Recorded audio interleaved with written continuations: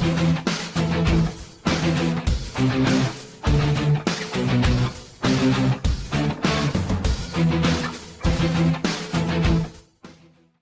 Mulyadi bakal ditahan. Haruskah ia bawa bekal pampers dewasa? Akhirnya Bareskrim Polri menerima 3 laporan untuk kasus Edi Mulyadi gara-gara mulutnya yang tak bisa direm itu. Edi Mulyadi saat menyampaikan nyinyirannya begitu pongah dan pasti saat itu dirinya merasa orang hebat. Ia berpikir orang-orang di belakang dia itu sangat powerful dan bisa menguasai negara ini. Tapi tak semudah itu Ferguson. Tidak cuma seorang saja yang ingin menguasai negeri ini. Percayalah, negara ini bisa jadi rebutan. Indonesia bagai gadis paling cantik yang jadi rebutan. Edi Mulyadi dan kawan-kawannya itu hanya secunguk suruhan saja. Sesama para elit bisa saling menekan dan adu licik dalam usahanya menguasai negara ini. Dan persoalan akan makin kompleks, tapi waktu juga akan memusnahkan orang-orang yang rakus. Seberapa besar harta dan kekuatannya, toh ada batasnya. Sebesar-besarnya syahwat berkuasa seseorang, toh akan ada masanya juga redup. Mau lari kemana? Edi saat menyampaikan narasinya penuh arogansi, tak melihat aspek lain yang lebih luas, hingga akhirnya kalimat tempat jin buang anak ternyata bukan sebuah kalimat kebiasaan yang digunakan oleh masyarakat Kalimantan. Indonesia sudah jelas adalah negara dengan keragaman yang sangat banyak, namun begitu indah. Akal pikiran wajib merespon keragaman ini agar semakin indah mengukir pelangi, bukan menjadi motor provokator yang kebablasan. Beberapa laporan terkait masalah ini bukan hanya mayoritas masyarakat di luar Kalimantan, tetapi juga berasal dari elemen masyarakat di Polda Kalimantan Timur, Polda Kalimantan Barat, dan Polda Sumatera Utara. Selain itu, Edi menerima 16 pengaduan dan 18 pernyataan sikap. Sudah menunjukkan betapa memuakannya Edi Mulyadi beserta dengan para kelompoknya yang hanya doyan mengganggu jalannya pemerintahan Joko Widodo. Meski memang tak bisa dipungkiri, di dalam pemerintahan ada juga oknum bernalu yang bisa merugikan masyarakat. Akan tetapi, hal ini harus jeli dan cerdas menyikapinya, karena oknum benalu itu sulit disingkirkan.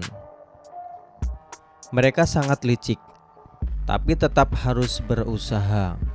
Optimis, seperti slogan Pak Jokowi.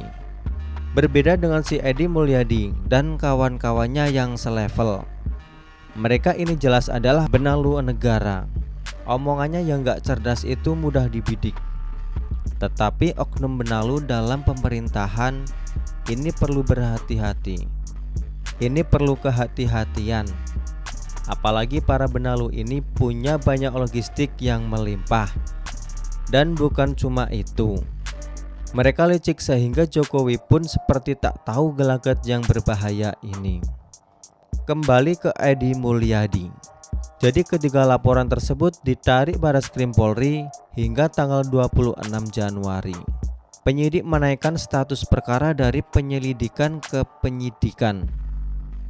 Lalu penyidik menerbitkan suara panggilan pemeriksaan sebagai saksi terhadap si Edi Mulyadi itu. Dan jadwal pemanggilannya hari Jumat 28 Januari 2022. Namun lagi-lagi si Edi Mulyadi ini gemeteran sehingga meminta diwakili oleh kuasa hukumnya. Dan si kuasa hukum itu melayangkan surat penjadwalan ulang pemeriksaan. Buset kan, cari-cari alasan saja. Mereka ingin lari dari masalah ini.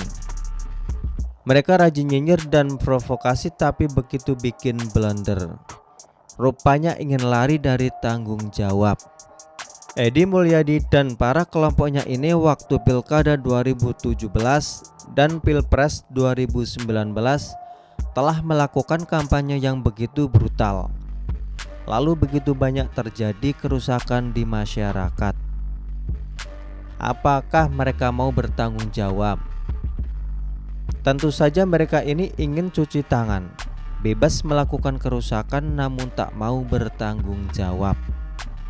Kerusakan di masyarakat itu berupa hoaks PKI, anti-Islam, dan segala macam tuduhan yang sangat keji. Otak masyarakat awam dijejali hal-hal yang tak perlu itu. Apalagi ini eranya akan memasuki industri 5.0. Maka karena itulah segala macam kebobrokan dan kebusukan yang telah dilakukannya haruslah ia terima akibatnya. Dan hampir semua orang-orang yang berlaku zalim pada perhelatan panggung politik kini sudah merasakan akibatnya satu persatu. Minimal mereka dipenjara dan malu. Itu pun kalau ada malunya. Kalau nggak ada malunya, mungkin hal lain yang bisa saja sangat menyakitkan diterimanya kelak. Para kadrun ini sangat terkenal dengan gaya ngelesnya. Coba perhatikan saja pentolan kadrun itu, seperti si Haikal Baras. Orang ini hampir samalah dengan si Edi Mulyadi. Hanya saja si Haikal ini lebih licin. Atau mungkin Haikal juga belum mendapatkan batunya. Hanya waktu saja. Salah satu cara ngeles kadrun pada kasus Edi Mulyadi ini yaitu beralasan bahwa pemanggilan terhadap Edi Mulyadi ini tidak sesuai dengan KUHP terkait hari dipanggil sebagai saksi terlapor. Apa-apaan ini? Jadi para kadrun ini yang merasa lebih tahu undang-undang, padahal betapa banyak pelanggaran serta fitnah yang dilontarkan, tapi masih ada saja yang aman. Sepandai-pandainya tupai melompat akhirnya jatuh juga. Dan kini si Edi dengan gemetaran akhirnya memenuhi panggilan kepolisian. Bahkan dikabarkan bahwa si Edi sudah siap ditahan. Hal itu diberitakan bahwa si Edi membawa bekal berupa peralatan mandi dan pakaian ganti. Hahaha. Sampai di sini berarti sudah yakin bahwa ujarannya itu memang sangat fatal kesalahannya. Si Edi telah menghina warga Kalimantan, telah membangkitkan kebencian, maka ia pun harus menerima konsekuensinya. Bukan hanya dia, ada Azam Khan yang juga harus bertanggung jawab dari apa yang telah disampaikannya. Sepertinya si Edi Mulyadi lupa membawa pampers dewasa.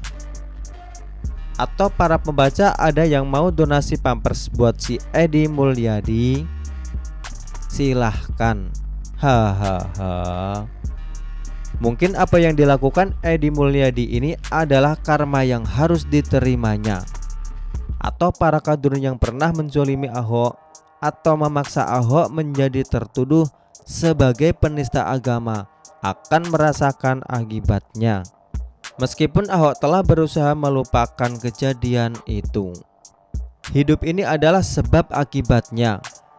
Dan kejadian yang menimpa Ahok pada Pilkada DKI 2017 adalah pilkada paling brutal dan sadis, yang akhirnya membawa Anies jadi gubernur.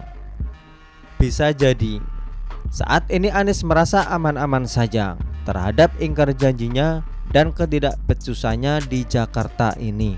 Tapi setelah ia tidak menjabat, akan merasakan juga keterpurukannya. Meski para bohirnya telah berusaha menopangnya. Itulah yang namanya sunatullah, bro.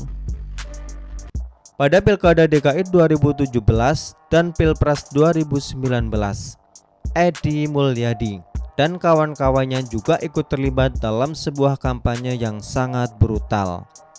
Aksi lapor melapor pun tak bisa dihindari. Dan dengan cara itulah kaum kadrun harus dilawan. Kalau dulu dia sering melaporkan orang lain dengan tuduhan menista agama, sekarang giliran mereka yang merasakan sebuah laporan yang menyakitkan dan pasti sangat menyusahkannya sendiri. Jadi senjata yang mereka gunakan sebelumnya dalam menyerang lawan politiknya akhirnya bisa digunakan menyerang balik. Dan ini bisa juga digunakan untuk menggerus ideologi dan eksistensi para kadrun. Jadi yuk, tenggelamkan PKS, tangkap Edi Mulyadi, tangkap Azam Khan, dan musnahkan ideologi kadrunisme.